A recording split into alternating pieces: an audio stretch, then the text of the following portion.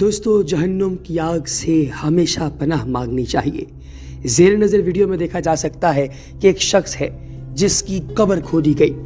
انتقال کے بعد جب اس کی قبر کھودی گئی تو کچھ ہی دیر کے بعد جب قبر کھودنے والوں نے یعنی گورکنوں نے واپس آ کر اس کی قبر کو دیکھا تاکہ اس کی مٹی کو پدر کر سکیں تو انہوں نے کیا منظر دیکھا کہ اس قبر کے اندر آگ جل رہی ہے، لگاتار چل رہی ہے۔